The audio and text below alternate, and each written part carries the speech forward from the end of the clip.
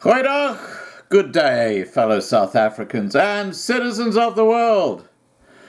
And, this BEE raises its ugly head time and again all over South Africa. Yeah, black equality employment. It is the most racist, divisive policy in South Africa today, and it's endorsed by the ruling ANC government.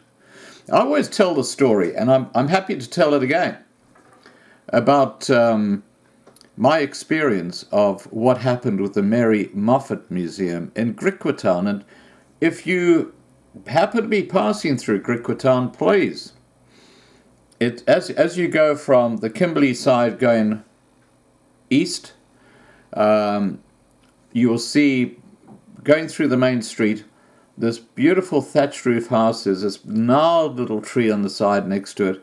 And there used to be an FNB. I'm not sure if it's still there, but there used to be a little bank next to it. And across the road is the pub. So it's right in the center of Griquaton. Now, the reason I'm raising this is because when I last went there in 2011, and I'd been there in 2006 and 2007, and I'd gone into the Mary Moffat Museum, which is always open during the day, Monday to Friday, under Hetta Hager, who had been the curator of the museum for over 30 years. Everything was spotless inside the place. And, it's an exceptional and unique snapshot of history in that particular region. It's totally unique. And there's the Mary Moffat Museum over there, and the famous tree that sits outside it, which has been the same for hundreds of years. The Mary Moffat Museum used to be the original mission house. We're going to go and have a look inside now. That is Hetta Hager, the curator of the Mary Moffat Museum. and she... that they met at Campbell Mission Station. Yeah. And I think a self-made one, perhaps. And a self-made teacher too. That was her mother. She did that, always helping people. But as there were no doctors really, they had to trust things like herbs and so on from the farm. Because we saw the tree where Livingstone proposed to Mary Moffat. Yeah. Oh, where the church is? Yeah, we'll be going there tomorrow.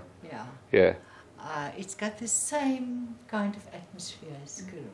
Yeah, it's lovely. Beautiful. Yeah. And Scott, what I didn't know is that there are old graves there. The old missionaries and Griquas. It's just down, when you look down. Yeah. From the church. From the church. Yeah. Yeah. You see it down there. About how far from the church? Not very far. So it's quite close. Yeah. Okay. That's where they reburied, what's his name, Cornelis Cox bones a few years ago. Okay. Yeah. Because I've got all the photos of that. Yeah. Yeah, they actually put up a toilet at the time and stuff like that, because someone gave me all those photos. Yeah. Wow. This is the Moffat's pulpit, which is a national monument, and it's in the Mary Moffat Museum, and it dates back to 1820, and it's all handmade, isn't it? It's handmade. This is the containers, ship's containers, that people use. Oh, yeah. The wood from them. Yeah. And this is local poplar. This is Oregon poplar. When I went back in 2011, and I couldn't find Hetta Hager because the museum was shut, I spoke to a couple of the locals, and they said, Hetta Hager no longer works there. And I said, what? I mean, she is like she's the icon of the Mary Moffat Museum. So anyway, they contacted her, and because she knew me, she came in to see me. And she had a key to the museum, and she took me through the museum again. And I said, Hetta, what happened? Why are you no longer the curator? And she said, well, a couple of years ago, I turned 65. And because that was the official retirement age, I got a letter saying that my services were no longer needed. And I knew that in this remote place called Griquatown, there were no capable people to continue the work that I've been doing for over 30 years in this museum. And so I inquired as to who would be actually doing the work that I used to do. And they gave me the name of the person, and I knew this person very well. The new curator of the Mary Moffat Museum in Griquatown is the cleaner.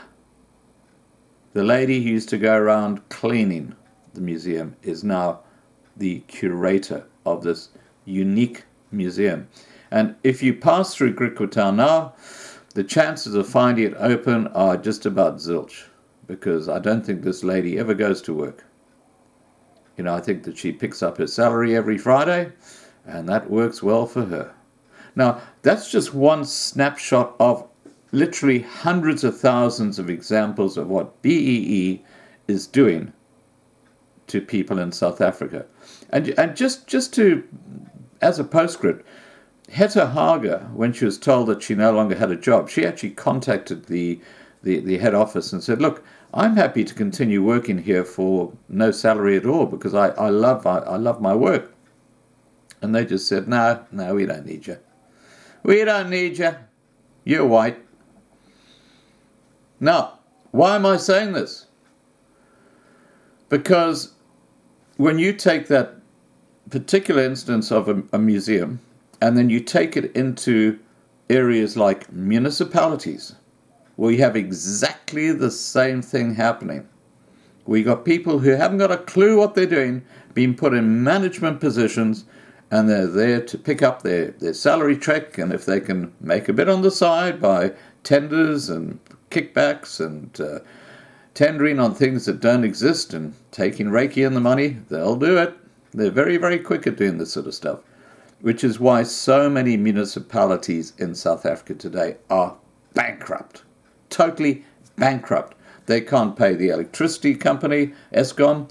They can't pay for the maintenance of the water systems, the sewerage systems. They can't pay for diddly squat because it's all been stolen and no one has ever been charged. Isn't that extraordinary?